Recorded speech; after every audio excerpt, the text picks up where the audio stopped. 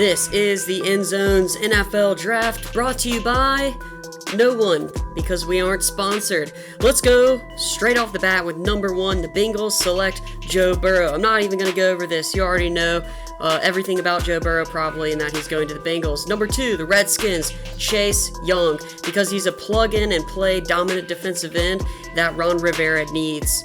At number 3, what? The Dolphins are trading up? Why would they do that? Well, there are a lot of rumors coming out of New York that the Giants are actually interested in Justin Herbert.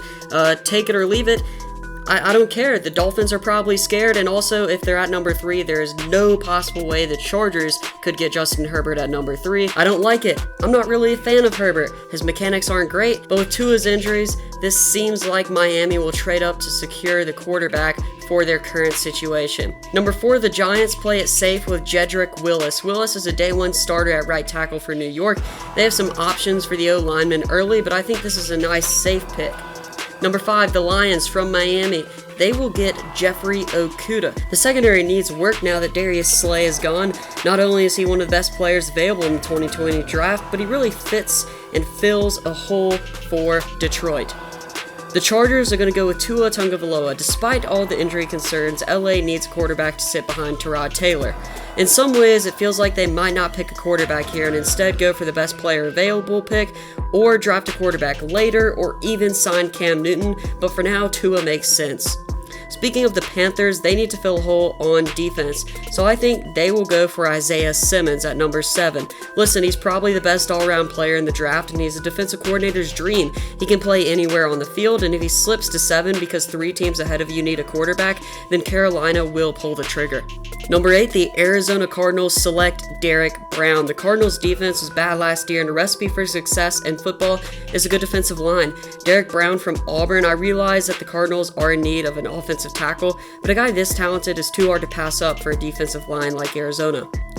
The Jaguars are going to get Andrew Thomas. The Jags have tons of holes, but it's getting harder and harder to find offensive linemen in the NFL. Some people think that he's the best all-around blocker in the draft from Georgia.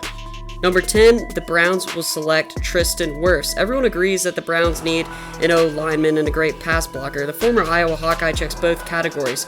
This will also help Cleveland and is an all-around safe pick for their O-line. Number 11, the Jets are going to help out Sam Darnold with Jerry Jeudy. I would take Jeudy over Lamb any day of the week. The Jets really need to help out Sam Darnold. He's an excellent route runner, and he has game-breaking speed, and for that reason, I would take a wide receiver over an offensive lineman like Mekhi Becton. Number 12, the Raiders want to go speed, so let's do that. Henry Ruggs. The Raiders love fast players, and this is an offense that needs a wide receiver who can be just that. Look no further than this burner and Alabama product, Henry Ruggs. The 49ers are going to get the 13th pick from the Colts, CeeDee Lamb. 3 receivers in a row for a wide receiver heavy draft. This is part of that domino effect. People are going to start drafting them. Lamb from Oklahoma is another talented athlete who can help you boost this offense for San Francisco. Number 14, the Buccaneers. It seems like they have everything on offense, but they could boost their offensive line. Mekhi Becton from Louisville is a star. Listen, you gotta protect the goods. Tom Brady is 43, and he is the key to this offense. My guess is that Tampa will be running some empty sets this year, so they'll need to protect Tom Brady. Number 15, the Broncos. Now, they're going to get Justin Jefferson. I hate to see it for Denver, but the wide receivers Denver really wanted are probably going to be off the board by now.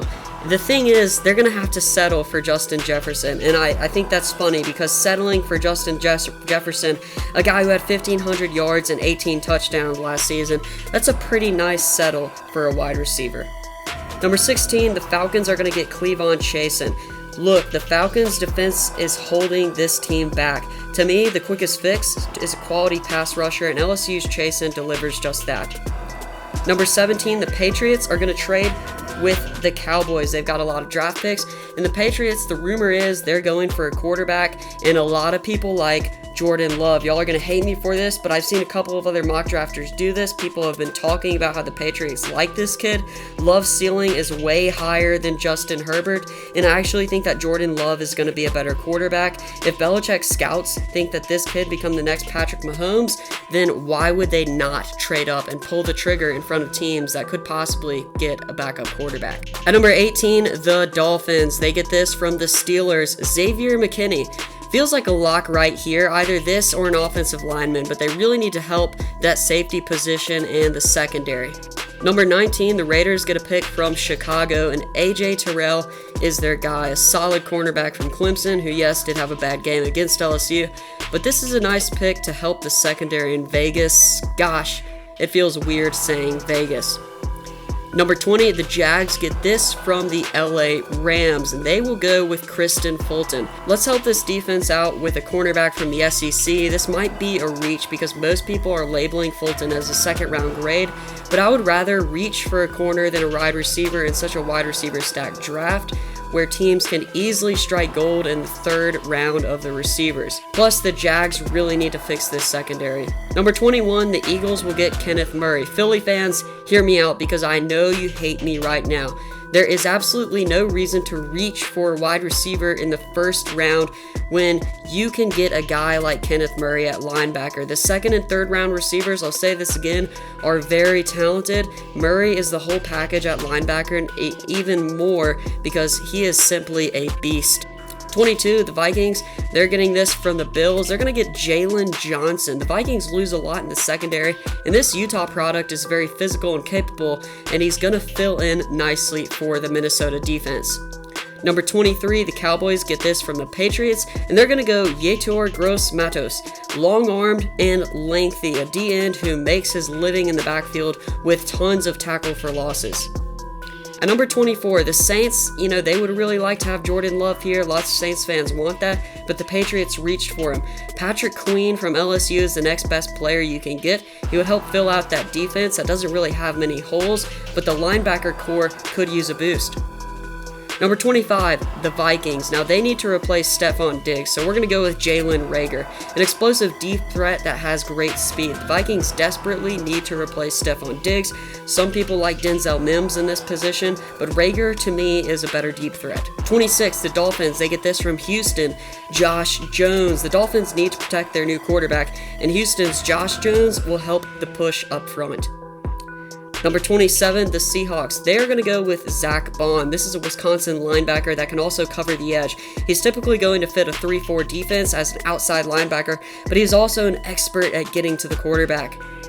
Number 28, the Ravens. They're going to go with the O-line and Cesar Ruiz from Michigan. The Ravens have some replacing to do across the offensive line, and Ruiz is a guy who is NFL ready. It also helps that John and Jim are both brothers, and you know that they have some connection there. The Titans are going to go with Brandon Ayuk at 29. There are a bunch of different ways Tennessee can go here, whether it be an offensive lineman or a cornerback. But Brandon Ayuk is too good to pass up, and he's only got 1 year of production, so he's got a little bit of that raw talent, but his speed and toughness is undeniable. At 30, the Packers are also going to go with the wide receiver Denzel Mims. Aaron Rodgers needs weapons, and Mims is a guy who scorched the towns at the Senior Bowl in Mobile, and he's also a big receiver who can get those back shoulders from Aaron Rodgers. 31, the 49ers are going to go with Trayvon Diggs. Imagine a corner from Alabama whose brother is Stephon Diggs, and guess what? He's got Stephon Diggs' ball talent. He would be a complement to Richard Sherman to boost this already stout defense. Trayvon Diggs is a great pick for the 49ers at 31. Finally, with the last pick of the first round, the Chiefs are going to go with a running back. Lots of people like J.K. Dobbins here, but I'm going to select DeAndre Swift because DeAndre Swift to me is a more complete back. I know lots of people like Dobbins and like his running style. He's really physical, but Swift to me is a better fit. He's also a great pass catcher, and Dobbins is still nursing an ankle injury suffered in the college football playoffs. Alright guys, that is the first round of the NFL draft. I included some trades. Now mind you, this is a mock draft. All mock drafts are meant to be broken. It was really fun making this. I hope you enjoyed. Thanks for watching the End Zone. Make sure to like, subscribe, and comment so we can move the chains.